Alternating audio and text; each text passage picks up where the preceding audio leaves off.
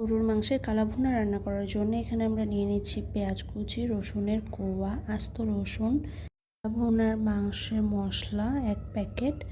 এখানে 2 কেজি পরিমাণ মাংসের সাথে 1 প্যাকেট দেওয়া হচ্ছে। সেই সাথে আমি টমেটো কুচি করে নিয়েছি। টমেটো সস ব্যবহারের পরিবর্তে বেশি করে টমেটো কুচি দিচ্ছি। এর সাথে আমি এক্সট্রা করে দিচ্ছি টক দই, যেটা মাংসের টেন্ডারনেসটি খুব ভালো রাখবে, এবং দিয়ে দিচ্ছি আদা বাটা 2 টেবিল চামচ, লবণ। সাথে দিয়ে দিব সয়া সস 10 ml। এখানে আমি ক্যাপটা ইউজ করেছি, এর প্রতিটা ক্যাপে 5 ml করে হয়ে থাকে সব সময়।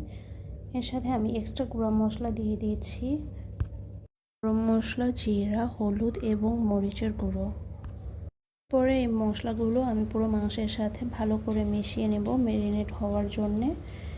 এখানে আমি 2 কেজি পরিমাণ গরুর মাংসের সাথে আধা কেজি পরিমাণ পেঁয়াজ ব্যবহার করেছি, যার অর্ধেকটা আমি কাঁচা পেঁয়াজ মাংসে দিয়েছি এবং অর্ধেকটা বেরেস্তা করে নেব। এখানে আমি মাংসটি ম্যারিনেট হতে দিয়ে পেঁয়াজের বেরেস্তাটি বানিয়ে নেব। পেঁয়াজ এবং রসুন একসাথে ভেজে নেব বেরেস্তা বানানোর জন্যে। বেরেস্তাটা আমি মাংস রান্নার মাঝামাঝি পর্যায়ে ইউজ করব, তাই আগের থেকেই বেরেস্তাটি বানিয়ে রাখছি। বেরেস্তাটি হয়ে এলে আমি এখানেই 3-4টি শুকনো মরিচ তেলে নিব। এটাও আমি মাংস রান্নার শেষ পর্যায়ে দিয়ে দিব। দেখতে পাচ্ছেন আমার বেরেস্তাটি গোল্ডেন ব্রাউন কালার হয়ে এসেছে।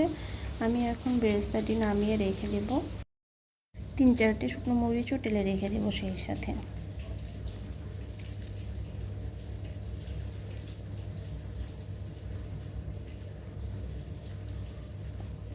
শুকনো মরিচ টালা হয়ে গেলে আমরা চুলায় মাংস বসিয়ে দেব। সেখানে দিয়ে দিচ্ছি সরিষার তেল।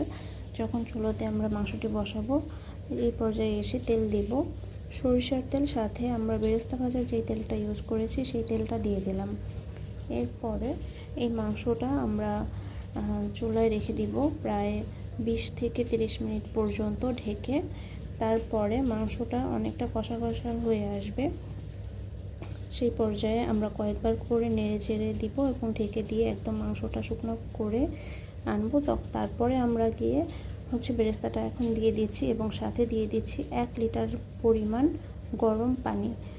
এই পানিটার মাধ্যমে মাংসটা পুরোপুরি সিদ্ধ হয়ে যাবে এবং আমাদের রান্নাটা এইটাই আস্তে আস্তে ভুনা হতে থাকবে এবং মাংসের কালারটা কালা ভুনা মাংসের যেই কালারটা ওটাই চলে আসবে।